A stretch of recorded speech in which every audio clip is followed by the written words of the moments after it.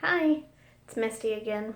So, communication in the book is defined as the process by which people send and receive information. I'd have to agree with that statement that the book has. Communication is the heart of the supervisor's job. If you don't have communication, you don't have anything because your team and your staff won't come to you for anything. So, being a supervisor of a busy office, since I am the supervisor of the business office, I do have a lot of communication. My two main types of communication are either verbal or by email. That way I have a paper trail. Since it is the business office, we deal a lot with finances and money.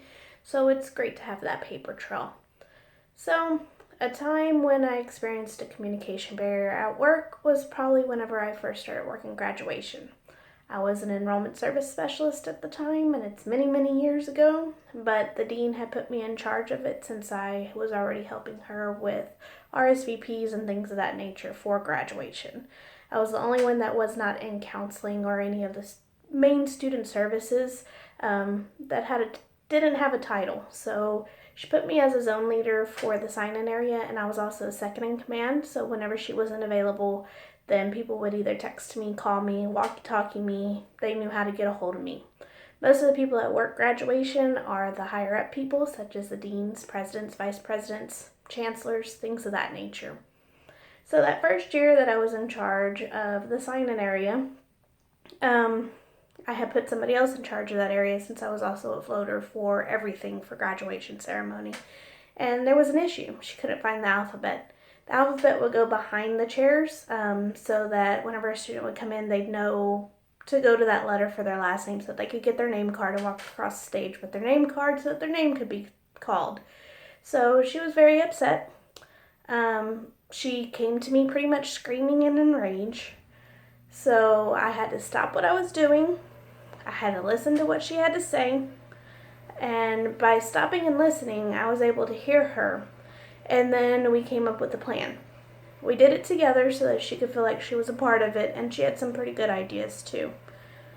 So what we did was we took some of the ushers, since I was kind of over everything. I was able to pull from other areas of graduation, and we moved them into the sign-in area, which was a huge auditorium-looking area because we would hold graduation at Reliant or Minute Maid, if you're familiar with Houston. With them placed in front of the tables, they could usher graduates to the correct tables and the assigned tables. They had lists of where the tables were.